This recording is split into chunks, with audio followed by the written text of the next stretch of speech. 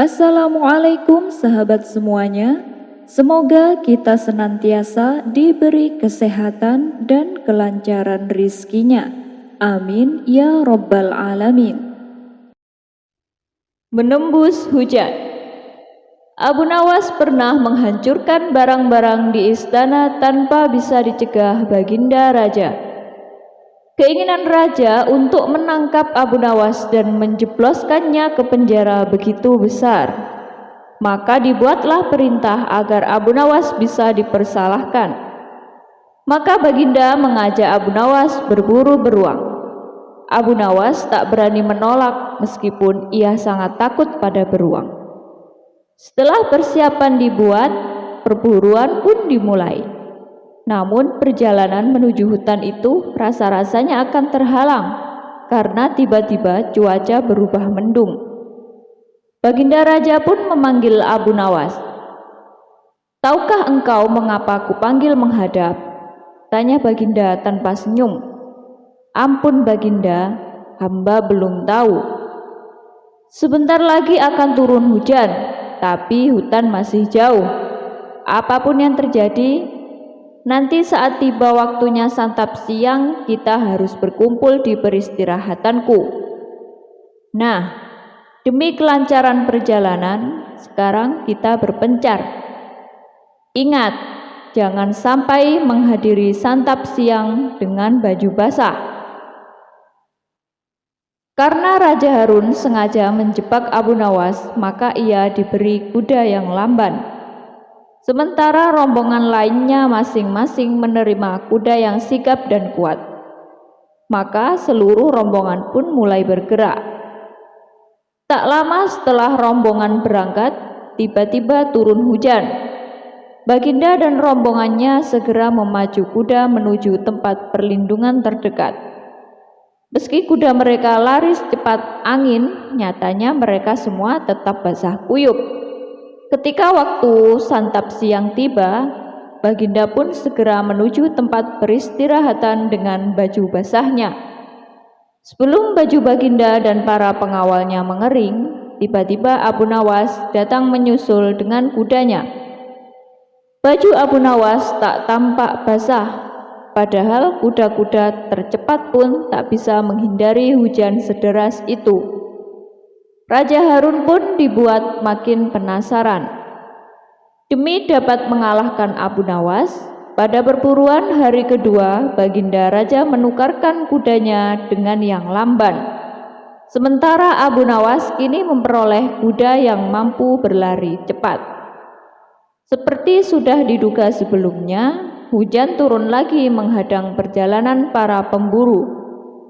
Baginda dan para pengawal pun kontan basah kuyup karena kuda mereka memang tak bisa berlari kencang. Dan ketika tiba waktu untuk santap siang, Abu Nawas sudah berada di tempat peristirahatan menunggu kedatangan Baginda dan para pengawal. Saat mendatangi tempat makan, Baginda Raja keheranan menemukan Abu Nawas sudah santai dengan pakaiannya yang kering. "Terus terang saja, sebenarnya bagaimana caramu menghindari hujan?" tanya Baginda. "Caranya mudah saja, tuanku yang mulia," kata Abu Nawas sambil tersenyum. "Baik kemarin maupun hari ini, hamba sebenarnya tidak bisa menghindar dari hujan. Rahasianya, begitu hujan turun, hamba langsung melepas pakaian dan melipatnya. Hamba menduduki pakaian ini agar tak kehujanan. Jadi hamba menembus hujan tanpa berpakaian." Mau tak mau, Raja Harun al-Rasyid tersenyum mengakui kecerdikan Abu Nawas. Kisah selanjutnya. Ada kisah menakjubkan yang luar biasa. Meskipun tidak masuk akal, tapi ini benar-benar terjadi, yaitu peristiwa dipenggalnya kepala manusia, tapi bisa melantunkan ayat-ayat Al-Quran. Kisah ini terjadi di masa kekhalifahan Umar bin Khattab. Suatu ketika, Khalifah Umar mengirim pasukan untuk berperang melawan bangsa Romawi. Akan tetapi pasukannya ini mengalami kekalahan dan 20 prajurit yang masih hidup dijadikan tawanan oleh bangsa Romawi. Mereka lalu dipaksa untuk meninggalkan agama Islam dan beralih menjadi penyembah berhala. Apabila kalian masuk ke dalam agamaku lalu bersujud kepada berhala, maka akan aku jadikan pemimpin di kota-kota besar. Aku juga akan memberi kalian harta dan kekayaan. Tapi jika kalian menolak, aku akan memenggal kepala kalian, kata Kaisar Romawi mengancam. Salah satu tawanan yang bernama Umar bin Abdul Aziz berkata dengan lantang, "Aku tidak akan menjual agamaku dengan harta dan kekayaan." Mendengar hal itu, sang kaisar pun menjadi murka. Ia lalu menyuruh prajuritnya untuk memenggal kepala Umar bin Abdul Aziz. Maka dibawalah Umar bin Abdul Aziz ke tengah lapangan dengan disaksikan banyak orang. Ketika kepalanya putus dipenggal, peristiwa menakjubkan terjadi. Kepala Umar bin Abdul Aziz yang sudah terputus menggelinding dan memutari lapangan sebanyak 3 kali seraya melantunkan ayat Al-Quran. Wahai jiwa-jiwa yang tenang, kembalilah kepada Tuhanmu dengan hati yang ridho dan diridhoinya. Masuklah menjadi golongan hamba-hambaku. Masuklah ke dalam surgaku. Quran Surat Al-Fajr ayat 27-30. Mendapati peristiwa menakjubkan tersebut, bukannya sadar tapi justru membuat sang kaisar bertambah murka. Ia lalu memerintahkan algojonya untuk mendatangkan tawanan yang kedua. "Masuklah ke dalam agamaku, nanti aku akan memberimu kekayaan dan akan kujadikan sebagai gubernur kota. Kalau kau menolak, aku akan penggal kepalamu seperti yang aku lakukan terhadap kawanmu itu," ancam Kaisar Romawi. Tawanan kedua ini juga menjawab yang sama. "Aku tidak akan menjual agamaku dengan harta kekayaan dan jabatan." Segera saja si algojo langsung memenggal kepalanya. Dan peristiwa serupa kembali terjadi. Kepala yang terputus itu menggelinding dan memutari lapangan seraya melantunkan ayat Al-Quran. Maka orang itu berada dalam kehidupan yang diridhoi, dalam surga yang tinggi, buah-buahannya dekat. Quran Surah Al-Haqqah ayat 21-23. Kepala tawanan kedua ini lalu berhenti tepat di samping tawanan pertama. Kemudian Kaisar Romawi memanggil tawanan ketiga. "Bagaimana denganmu? Apakah kau ingin bernasib sama seperti kedua kawanmu? Atau kau akan masuk ke dalam agamaku? Nanti sebagai hadiahnya, kau akan kujadikan gubernur kota, dan aku akan memberimu kekayaan," kata Kaisar Romawi menawarkan. Rupanya tawanan ketiga ini lebih memilih harta kekayaan dan jabatan. "Baiklah, saya akan meninggalkan agama Islam dan memeluk agama Paduka," jawab tawanan ketiga. Mendengar hal itu, sang kaisar pun senang. Lalu ia berkata kepada penasehat istana, "Tulislah dia dalam daftar, beri dia kekayaan dan angkat dia jadi gubernur kota." Penasehat istana membalas, "Wahai Paduka yang mulia, kita uji dulu keseriusannya. Katakan padanya, kalau dia memang benar-benar serius, bunuhlah salah satu temannya. Jika dia bersedia melakukannya, baru kita mempercayainya." Usulan penasehat istana ini disambut baik oleh kaisar. Ia pun memerintahkan tawanan ketiga untuk melakukan perbuatan keji itu. Tanpa diduga, ternyata tawanan ketiga menjalankan perintah sang kaisar. Tawanan ketiga tega membunuh kawannya sendiri demi sebuah jabatan dan kekayaan. Melihat kejadian itu, sang kaisar pun merasa bangga dan memerintahkan penasehat istana untuk menulis namanya dalam daftar. Akan tetapi, penasehat istana menolak perintah tersebut. "Tunggu dulu yang mulia, ini tidak masuk akal dan bukan keputusan bijaksana untuk mempercayainya. Temannya sendiri saja tega dibunuhnya, padahal dia telah berkawan sejak kecil. Suatu saat nanti kalau dia berkuasa, dia pasti juga akan tega menghancurkan kerajaan ini, kata penasehat istana menjelaskan. Penjelasan tersebut membuat sang kaisar bimbang. Benar juga apa yang kau katakan. Lalu apa yang harus kita lakukan terhadapnya? Tanya Kaisar Romawi. Bunuh saja dia, jawab penasehat istana. Akhirnya tawanan ketiga dipenggal kepalanya sampai putus. Kemudian kepalanya menggelinding dan memutari lapangan seraya melantunkan ayat Al-Quran. Apakah kamu hendak merubah nasib orang-orang yang telah pasti ketentuan azab atasnya? Apakah kamu akan menyelamatkan orang yang berada dalam api neraka? Quran Surat Az-Zumar ayat 19. Anehnya, kepala tawanan ketiga terpisah dengan kedua kepala tawanan sebelumnya. Sungguh tragis tawanan ketiga ini.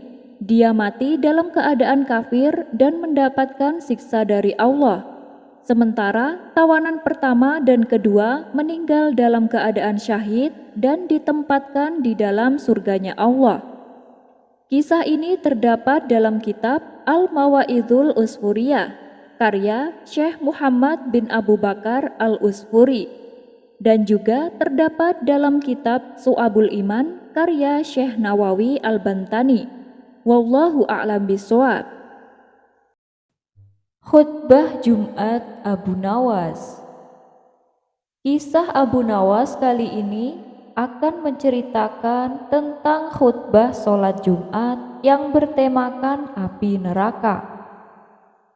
Abu Nawas dikenal sebagai mubalik oleh tetangga dan warga sekitarnya, dan tak jarang ada orang yang berkunjung ke rumahnya hanya sekedar bersilaturahmi dan meminta petunjuk agar usaha yang dijalankannya berjalan lancar dan diridhoi Allah Subhanahu wa Ta'ala.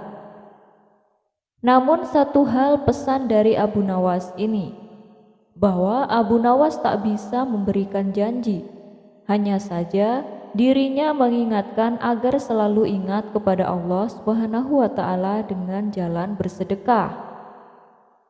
Hari Jumat telah tiba. Abu Nawas yang ditunjuk menjadi imam sekaligus khotib untuk memberikan ceramah pun bersiap berangkat ke masjid. Abu Nawas segera mandi dan berpakaian rapi. Setelah berpamitan dengan istrinya, Abu Nawas lalu melangkahkan kakinya menuju masjid. Tak lama kemudian terdengar suara azan. Umat Islam khususnya laki-laki berbondong-bondong menuju masjid dan meninggalkan segala jenis aktivitasnya. Para warga sangat senang dan antusias sekali karena biasanya ceramah dari Abu Nawas ini sangat sesuai dengan situasi terkini. Namun belum lama Abu Nawas berkhutbah, dilihatnya banyak para jamaah banyak yang mengantuk. Bahkan ada yang tertidur. Melihat hal itu, Abu Nawas berteriak, "Api, api, api!" ujar Abu Nawas dengan keras. Kontan saja para jamaah terbangun kaget, menoleh kiri dan kanan mendengar teriakan Abu Nawas itu. Sebagian malah ada yang hanya saling pandang saja. "Di mana apinya? Di mana?" teriak jamaah.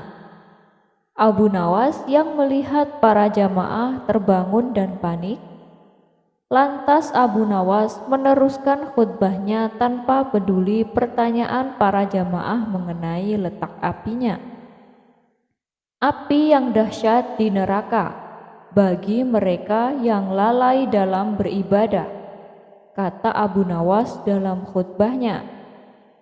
Setelah menyampaikan khutbahnya, Abu Nawas segera menutup bagian kedua khutbah dengan berdoa. Sesaat kemudian, Abu Nawas kemudian memimpin sholat Jumat dengan khusyuk diikuti oleh para jamaah. Para jamaah tersadar dan masih ingat akan api neraka yang diucapkan oleh Abu Nawas tadi. Kisah Bahlul dan Baginda Raja Harun ar-Rasyid. Di negeri Baghdad sekitar abad ke-8 hidup seorang lelaki yang alim dan memiliki kecerdasan yang tinggi. Dia bernama Wahab bin Amir. Ia adalah kerabat dekat dengan sultan serta menduduki posisi yang disegani di istana. Namun pada saat itu merupakan masa-masa sulit bagi orang-orang yang jujur. Pasalnya di lingkup istana banyak pejabat yang korupsi. Apabila ada pejabat jujur yang menentang kejahatan mereka, maka akan dijatuhi hukuman mati. Sedangkan Wahab sendiri adalah lelaki alim dan merupakan pejabat yang jujur. Sebab itulah hidupnya berada dalam bahaya. Karena khawatir dengan keselamatan hidupnya, pada suatu malam dia pergi mengunjungi guru spiritualnya yang bernama Imam Hasim untuk meminta petunjuk. Setelah menemui gurunya, sang guru hanya memberi satu jawaban, yaitu huruf hijaiyah jim. Lalu oleh Wahab dimaknainya dengan kata junun, bila diartikan adalah gila. Jadi pergilah ia meninggalkan rumah, meninggalkan keluarga, serta posisi terhormat yang dimilikinya. Dia memulai hidup berpura-pura sebagai orang gila. Ketidakwarasannya yang tiba-tiba membuat banyak orang bersimpati kepadanya. Tapi dengan cara inilah ia dapat melindunginya dari kejahatan kaum penguasa. Melalui penyamarannya sebagai orang bodoh, ia seringkali membantu memecahkan berbagai masalah yang dialami oleh rakyat jelata. Dan di saat yang sama, ia juga memberi mereka saran spiritual dan moral tentang kehidupan. Oleh sebab itulah, masyarakat mulai menjuluki dia dengan sebutan Bahlul, yang artinya adalah si bodoh yang bijak. Ada beberapa kisah tentang Bahlul yang jenaka dan penuh hikmah. Di antaranya adalah saat ia duduk termenung di sebuah makam. Pada suatu ketika di tengah perjalanan, Khalifah Harun ar-Rasyid bertemu dengan Bahlul. Bahlul yang dianggap gila itu kebetulan sedang duduk merenung di atas kuburan. Sang khalifah pun mendekat dan mengawali pembicaraan dengan nada sedikit mengejek. "Hai Bahlul, hai orang gila, kapan kau sembuh dan bisa berpikir dengan benar?" Seketika itu Bahlul langsung berlari dan naik ke atas pohon. Ia pun lalu berteriak dengan suara lantang, "Hai Harun, hai orang gila, kapan kau sembuh dan bisa berpikir dengan benar?" Kemudian khalifah pun mendekatinya ke bawah pohon sembari masih menaiki kudanya. "Hai Bahlul, aku yang gila atau kau yang gila?" tanya khalifah. "Kamu yang gila," jawab Bahlul sedikit membentak. "Bagaimana bisa? Bukankah kamu yang gila? Tidur di kuburan dan perilakumu seperti orang yang tidak waras," balas sang khalifah. "Justru itu kamu yang gila. Kamu membangun istana dengan megah dan mewah, lalu kamu tinggal di dalamnya. Padahal semuanya itu akan sirna dan tidak akan kau bawa mati. Sementara aku tinggal di kuburan dan membangun kuburanku di sini, karena aku mempersiapkan untuk di akhirat kelak," ujar Bahlul. Mendengar hal itu, Khalifah Harun ar-Rasyid langsung menangis. Hatinya langsung bergetar begitu kencang. Ia menangis hingga air matanya membasahi seluruh jenggotnya. Lalu ia berkata kepada Bahlul, "Demi Allah, engkau wahai Bahlul, tambahkan nasihatmu untukku, maka aku akan penuhi permintaanmu," pinta sang khalifah. "Aku mempunyai 3 permintaan. Jika engkau bisa mematuhinya, maka aku sangat berterima kasih kepadamu," kata Bahlul kepada sang khalifah.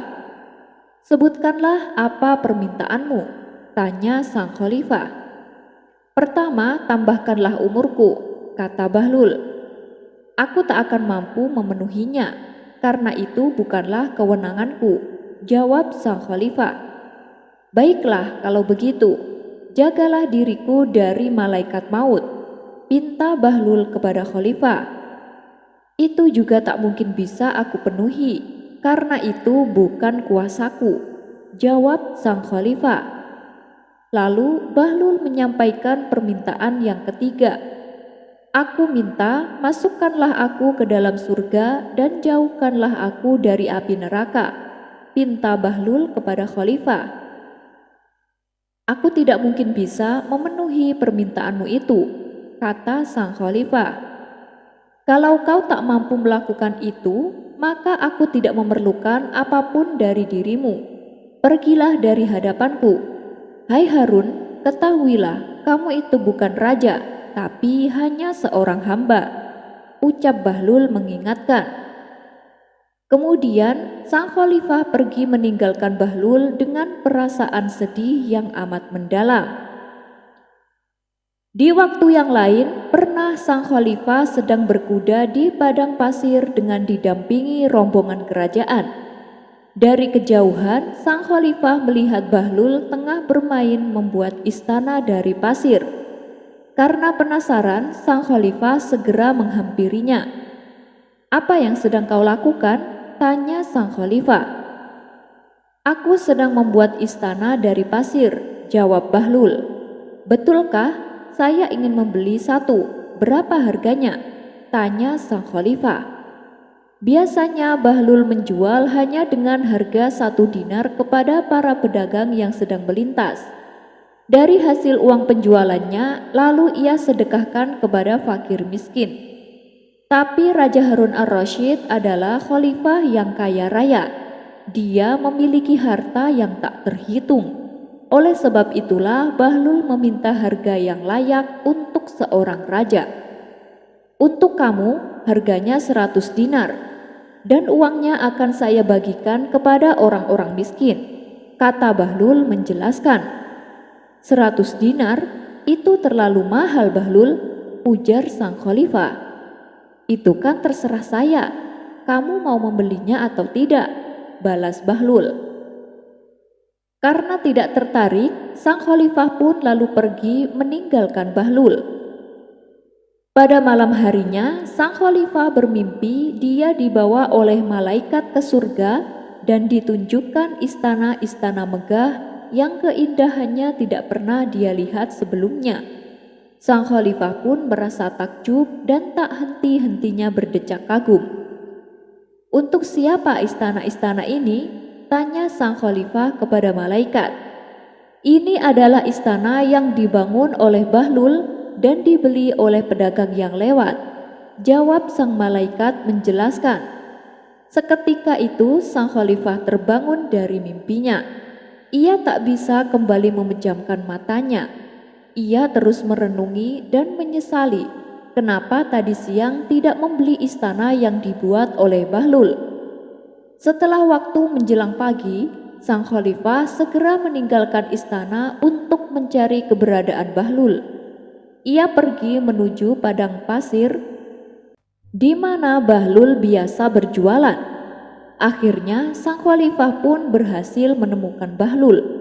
Ia terlihat sedang duduk sendirian membuat istana pasir. Lalu sang khalifah turun dari kudanya dan dengan suara yang sangat bijaksana dia berkata kepada Bahlul, "Wahai Bahlul, aku akan membeli istana yang kamu tawarkan padaku kemarin," ujar Khalifah Harun ar-Rasyid. "Harganya sudah naik, sekarang menjadi 1 juta dinar, dan itu harus dibayar tunai," kata Bahlul.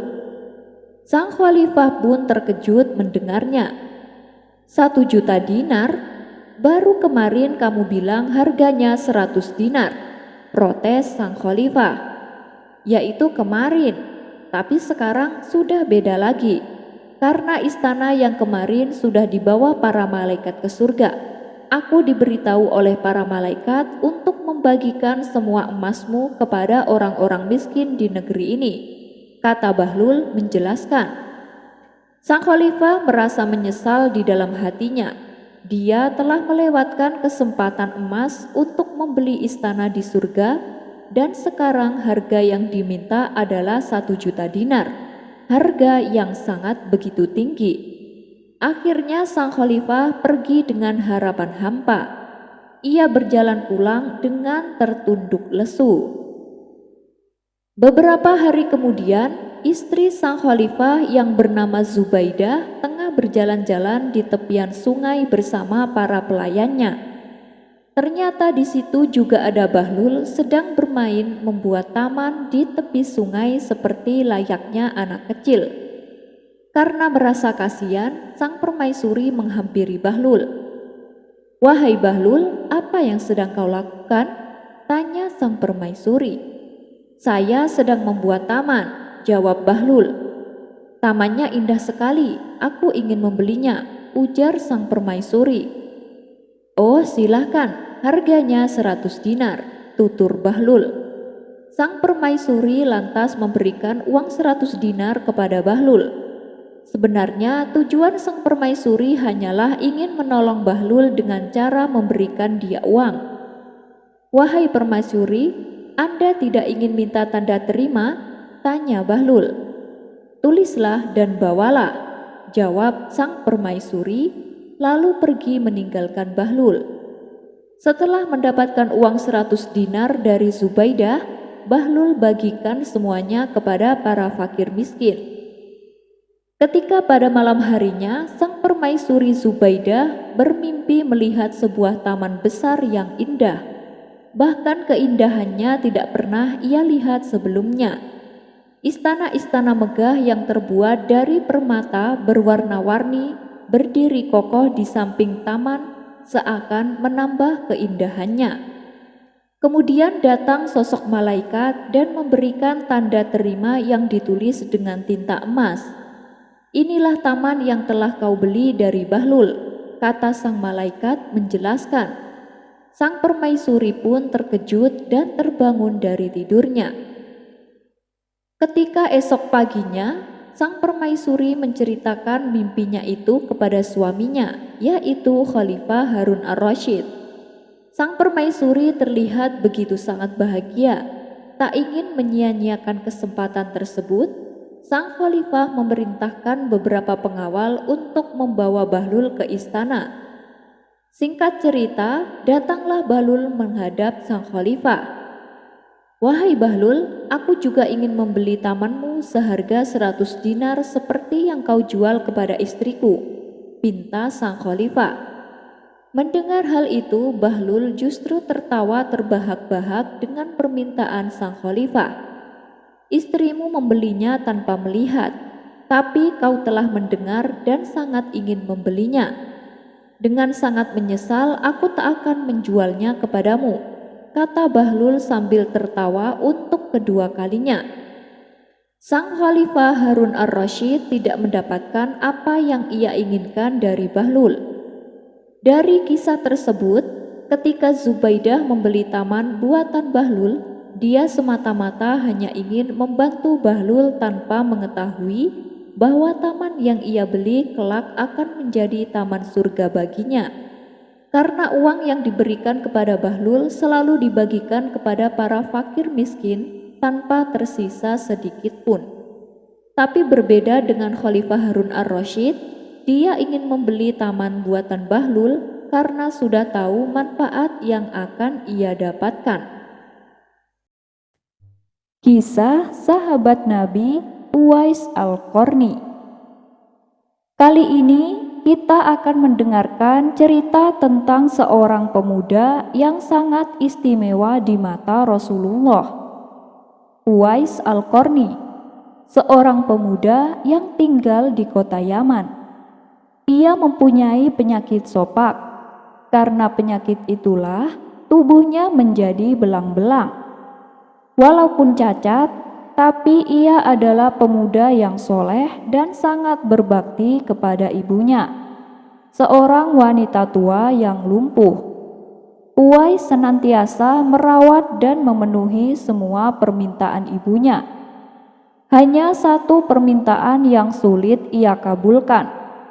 Ibunya pernah berpesan, karena ibunya sudah merasa berat dengan fisiknya, ia ingin sekali menunaikan ibadah haji sebelum dipanggil sang kuasa. Mendengar pesan dari ibunya, Uwais termenung. Perjalanan ke Mekah sangatlah jauh, melewati padang tandus yang panas. Orang-orang biasanya menggunakan unta dan membawa banyak perbekalan. Lantas bagaimana hal itu dilakukan Uwais yang sangat miskin dan tidak memiliki kendaraan? Uwais terus berpikir mencari jalan keluar. Kemudian dibelilah seekor anak lembu. Uwais membuatkan kandang di puncak bukit. Ternyata setiap pagi ia bolak-balik menggendong anak lembu itu naik turun bukit. Walhasil orang-orang yang melihat ulah Uwais tersebut meneriakinya gila. Ya, banyak orang yang menganggap aneh apa yang dilakukannya tersebut. Tak pernah ada hari yang terlewatkan. Ia menggendong lembu naik turun bukit. Makin hari anak lembu itu makin besar. Dan makin besar pula tenaga yang diperlukan Uwais. Tetapi karena latihan setiap hari, anak lembu yang membesar itu tak terasa lagi. Setelah 8 bulan berlalu, sampailah pada musim haji. Lembu Uwais telah mencapai berat 100 kilo. Begitu juga dengan otot Uwais yang semakin kuat. Ia menjadi bertenaga untuk mengangkat barang. Taulah sekarang orang-orang apa maksud Uwais menggendong lembu setiap hari. Ya, ternyata ia sedang latihan untuk menggendong ibunya. Uwais menggendong ibunya berjalan kaki dari Yaman ke Mekah. Subhanallah, alangkah besar cinta Uwais kepada ibunya itu. Ia rela menempuh perjalanan yang sangat jauh dan sulit demi memenuhi keinginan ibunya. Uwais berjalan tegap, menggendong ibunya wukuf di Ka'bah. Ibunya terharu dan bercucuran air mata ketika telah melihat Baitullah. Di hadapan Ka'bah, ibu dan anak itu berdoa. Di dalam doa, Uwais meminta pengampunan untuk dosa sang ibu. Mendengar itu, sang ibu heran dan menanyakan kenapa Uwais tidak berdoa untuk pengampunan dirinya sendiri. Apa jawaban Uwais? Sungguh menggetarkan hati. Ia berkata bahwa cukuplah dosa ibunya yang diampuni, sehingga beliau bisa masuk surga. Dan sudah cukup ridho dari ibunya yang akan membawanya masuk surga. Itulah keinginan Uwais yang tulus dan penuh cinta. Allah Subhanahu wa Ta'ala pun memberikan karunia untuknya. Uwais ketika itu juga sembuh dari penyakit sopaknya. Hanya tertinggal bulatan putih di tangannya. Lalu, untuk apa bulatan putih disisakan di tangannya tersebut? Itulah tanda untuk Umar bin Khattab dan Ali bin Abi Thalib, dua sahabat Rasulullah, untuk mengenali Uwais.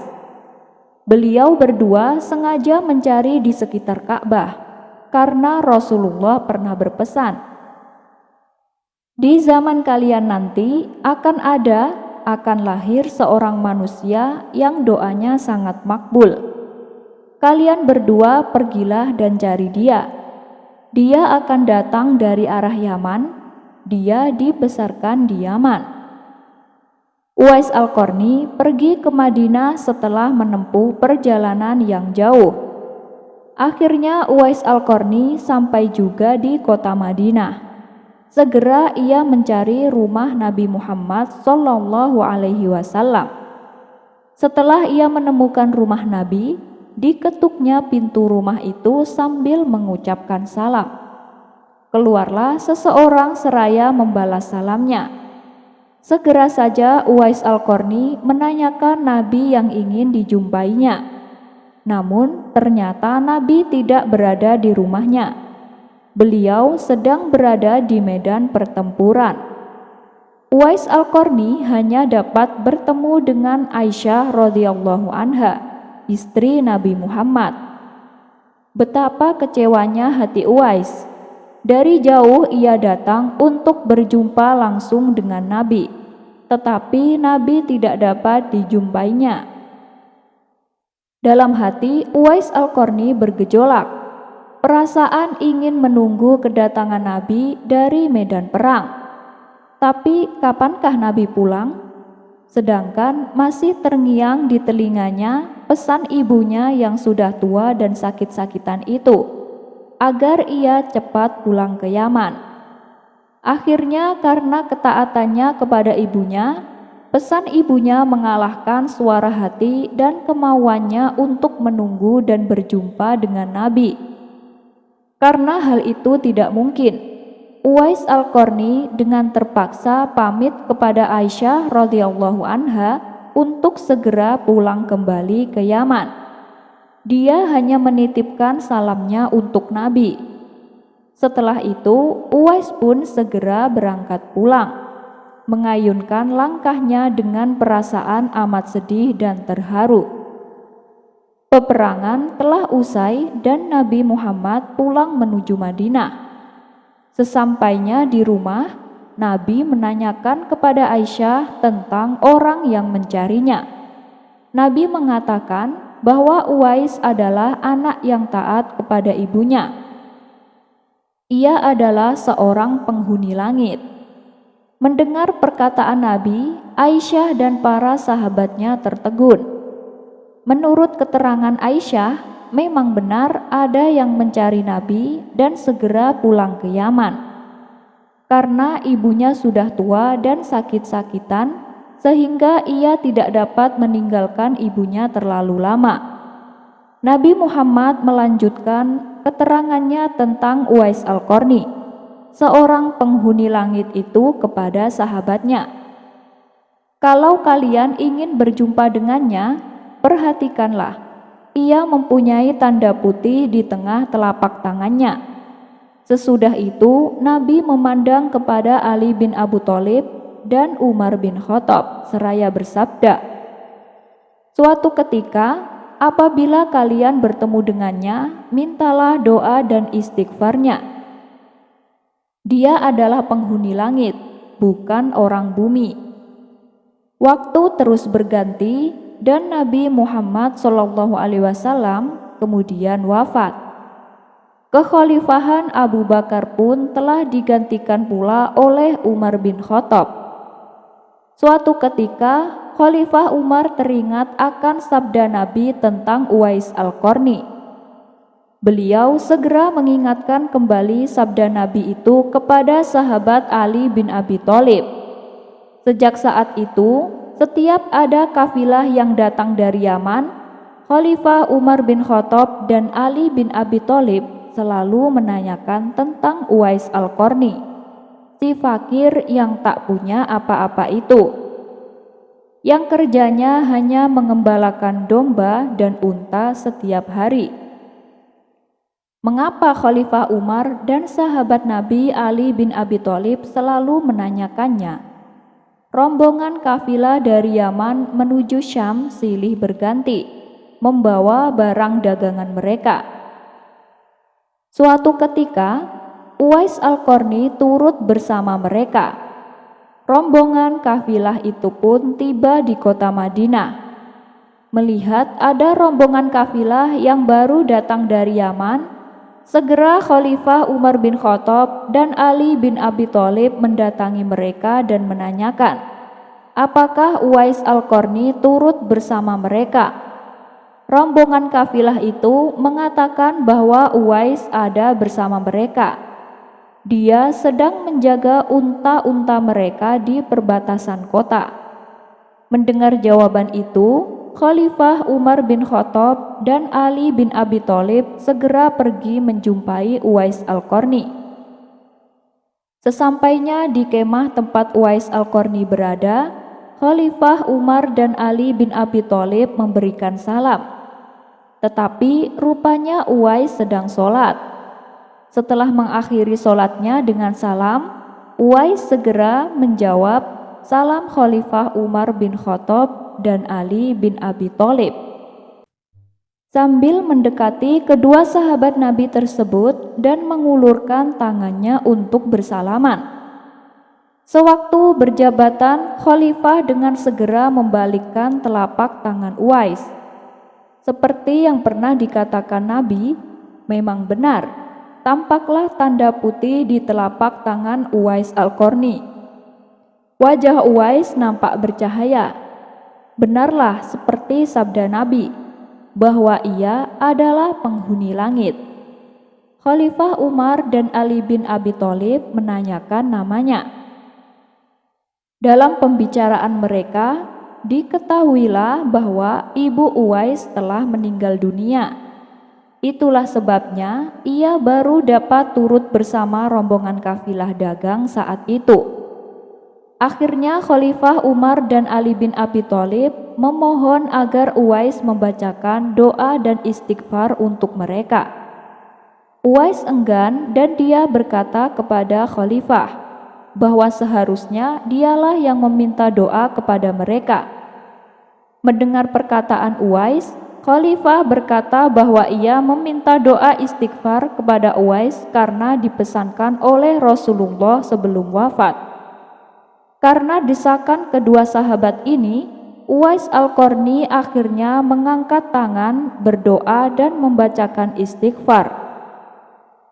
Setelah itu, Khalifah Umar berjanji akan menyumbangkan uang negara dari Baitul Mal kepada Uwais untuk jaminan hidupnya. Segera saja Uwais menolak dengan mengatakan bahwa ia hanya ingin cukup menjadi hamba yang fakir dan tidak diketahui orang. Banyak terjadi fenomena ketika Uwais Al-Qarni wafat beberapa tahun kemudian. Ketika Uwais Al-Qarni berpulang ke rahmatullah, anehnya pada saat dia akan dimandikan, tiba-tiba sudah banyak orang yang berebut ingin memandikannya. Dan ketika dibawa ke tempat pembaringan untuk dikafani, di sana pun sudah ada orang-orang yang sudah menunggu untuk mengkafaninya. Demikian pula ketika orang pergi hendak menggali kuburannya, di sana ternyata sudah ada orang-orang menggali kuburnya hingga selesai. Ketika usungan dibawa ke pekuburannya, luar biasa banyaknya orang yang berebutan untuk mengusungnya. Meninggalnya Uwais Al-Qarni telah menggemparkan masyarakat kota Yaman. Banyak terjadi hal-hal yang amat mengherankan. Sedemikian banyaknya orang yang tak dikenal berdatangan untuk mengurus jenazah dan memakamkannya. Padahal Uwais Al-Qarni adalah seorang yang fakir yang tidak dihiraukan orang. Sejak ia dimandikan sampai ketika jenazahnya hendak diturunkan ke dalam kubur, di situ selalu ada orang-orang yang telah siap melaksanakannya terlebih dahulu. Penduduk kota Yaman tercengang. Mereka saling bertanya-tanya siapa sebenarnya Uwais Al-Qarni. Bukankah Uwais yang mereka kenal hanyalah seorang fakir yang tak memiliki apa-apa, yang kerjanya sehari-hari hanyalah sebagai penggembala domba dan unta. Tapi ketika hari wafatnya menggemparkan penduduk Yaman, dengan hadirnya manusia-manusia asing yang tak pernah mereka kenal. Mereka datang dalam jumlah sedemikian banyaknya. Agaknya mereka adalah para malaikat yang diturunkan ke bumi hanya untuk mengurus jenazah dan pemakamannya. Berita meninggalnya Uwais Al-Qarni dan keanehan-keanehan yang terjadi ketika wafatnya telah tersebar kemana-mana. Baru saat itulah penduduk Yaman mengetahuinya, siapa sebenarnya Uwais Al-Qarni. Selama ini tidak ada orang yang mengetahui siapa sebenarnya Uwais Al-Qarni, disebabkan permintaan Uwais Al-Qarni sendiri kepada Khalifah Umar dan Ali bin Abi Thalib agar merahasiakan tentang dirinya. Barulah di hari wafatnya, mereka mendengar sebagaimana yang telah disabdakan oleh Nabi, bahwa Uwais Al-Qarni adalah penghuni langit. Begitulah Uwais Al-Qarni, sosok yang sangat berbakti kepada orang tua. Sekian dulu perjumpaan kita kali ini. Sampai bertemu lagi di kisah selanjutnya. Terima kasih yang sudah subscribe dan setia menonton channel ini. Wassalamualaikum warahmatullahi wabarakatuh.